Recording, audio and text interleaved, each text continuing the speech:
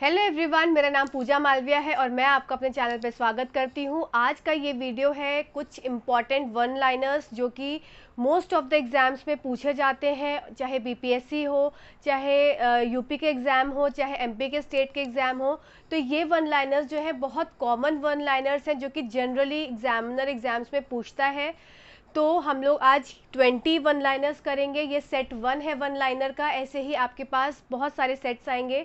तो first set है one liner का, उसको अच्छे से आप देख लीजिएगा एक बार, और एक दो बार पढ़ लेंगे तो आपको ये वन लाइनर्स आपने देखे भी होंगे और आपको याद भी हो जाएंगे।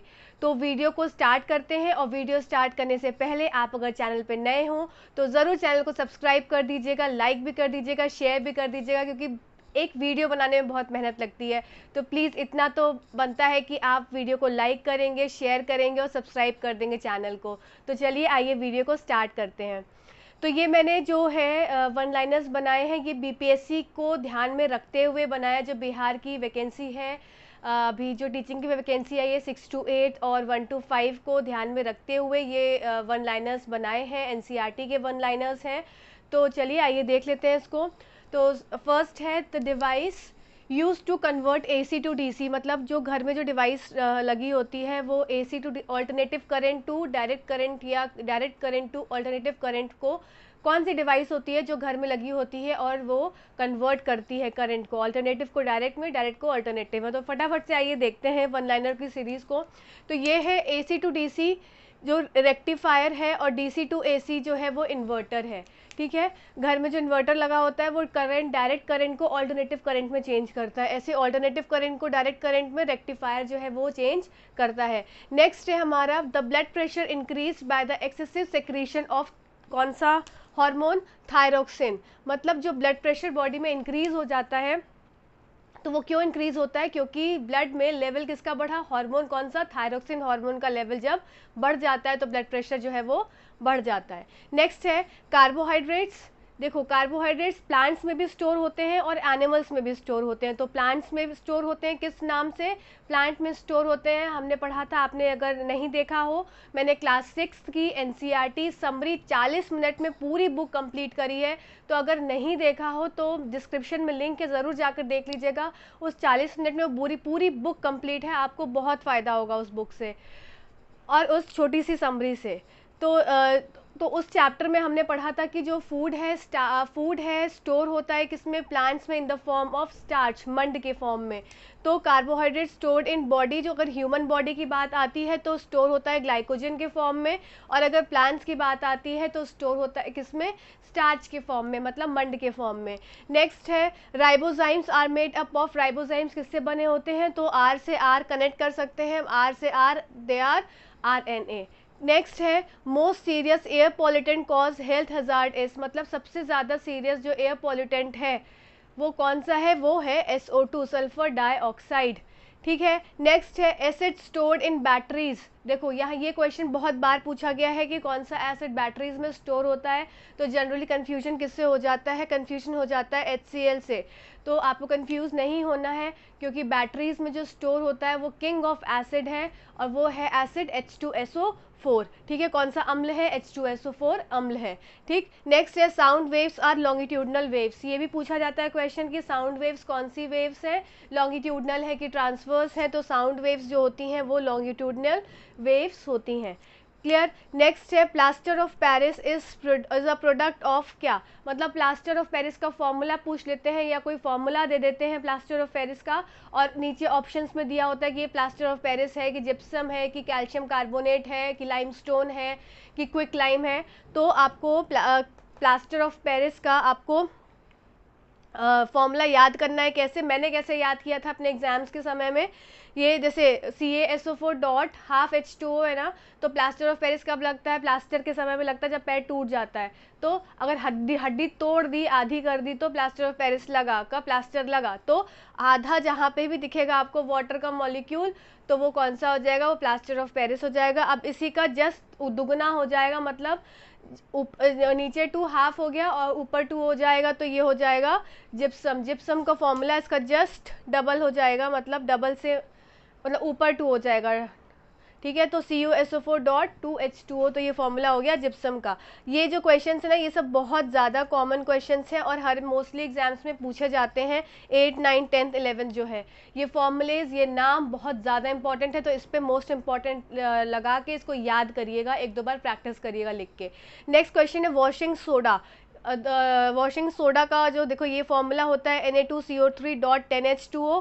अब इसको एक और नाम से जाना जाता है, इसको बोलते हैं सोडियम कार्बोनेट। आपको एग्जाम में क्या दे दिया जाएगा, आपको दे दिया जाएगा ये फॉर्मूला और आपके ऑप्शंस में लिखा होगा sodium hydrogen, sodium bicarbonate, sodium hydrogen carbonate, ठीक है। फिर और सोडियम कार्बोनेट, तो ऐसे ऐसे करके दिए होंगे, तो आपको निकालना होगा कि ये कौन सा है। तो ये है वॉशिंग सोडा, या वॉशिंग सोडा दे देंगे और फॉर्मूला आपसे पूछेंगे, ठीक।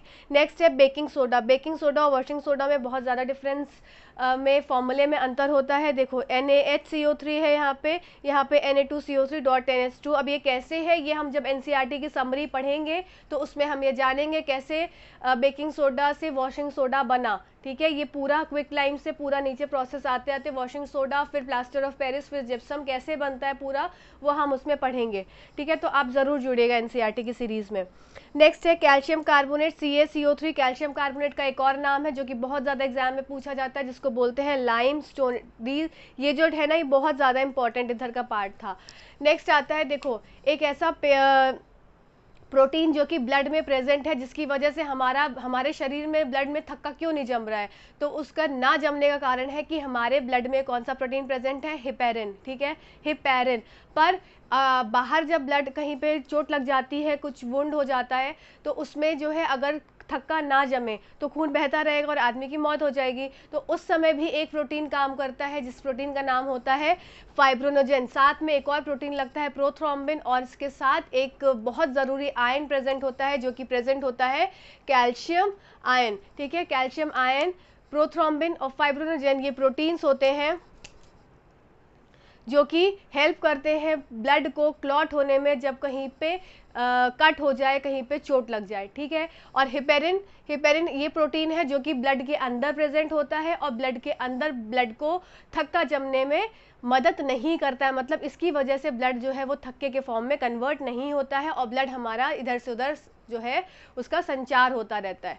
क्लियर। नेक्स्ट है hardest part of our body. ये भी क्वेश्चन बहुत बार पूछा गया है कि हमारे शरीर का सबसे हार्डेस्ट पार्ट क्या है, तो बच्चे बोन लगा देते हैं, तो इसका आंसर बोन नहीं होगा। हमारे शरीर का सबसे कठोर जो हिस्सा होता है वो हमारा दांत का इनेमल होता है, ठीक है। तो ये हो गया इनेमल। नेक्स्ट है बाइल जो है जूस। बाइल जूस कहाँ से निकलता है, बाइल जूस निकलता है कहाँ से, लिवर से, यकृत से, और कहाँ इकट्ठा हो जाता है, पित्ताशय में, जिसको बोलते हैं गॉल ब्लैडर। तो बाइल जूस कहाँ से प्रोड्यूस होता है, लिवर से, ठीक है। नेक्स्ट आता है मलेरिया। मलेरिया जो है वो कॉज होता है, किससे होता है, देखो सब चीज़ किसने काटा, एक फीमेल ने काटा। फीमेल ने काटा, कौन सी फीमेल, फीमेल एनोफिलीज। और फीमेल एनोफिलीज क्या है, फीमेल एनोफिलीज एक प्रोटोजोआ है। तो ये सब भी क्वेश्चंस बहुत ज़्यादा इंपॉर्टेंट हो जाते हैं। छोटे छोटे क्वेश्चन से अभी आपको देख के लग रहा होगा कि आपको ये सारे क्वेश्चंस आते हैं, पर एग्जाम में जब हम ऑप्शंस देखते हैं तो हम हो जाते हैं कंफ्यूज।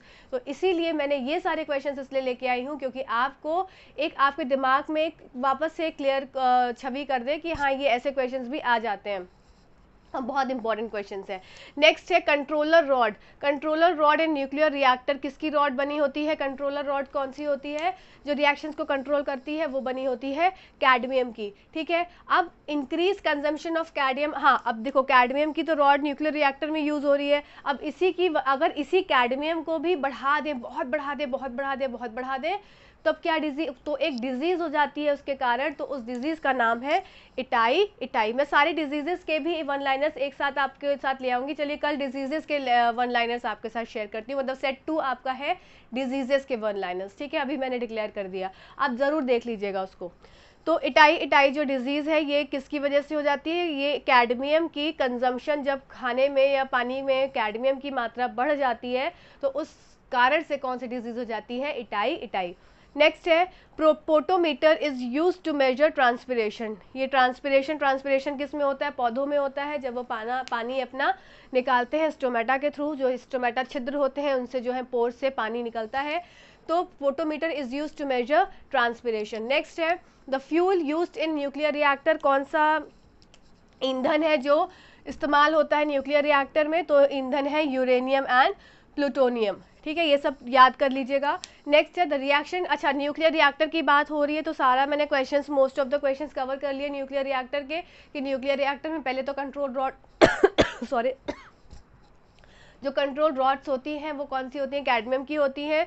फिर उसके बाद फ्यूल जो उसमें यूज़ होता है वो कौन सा होता है, यूरेनियम और प्लूटोनियम का।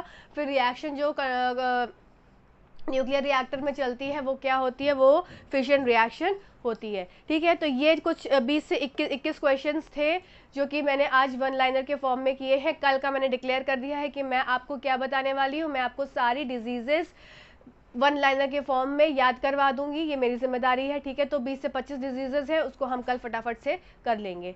Till then thank you so much, और ज़रूर एनसीईआरटी की समरी को आप देख लीजिएगा और चैनल पे विजिट करिएगा, आपको प्लेलिस्ट मिलेगी, आपको काफ़ी इंपॉर्टेंट कंटेंट उसमें देखने को मिलेंगे। Thank you.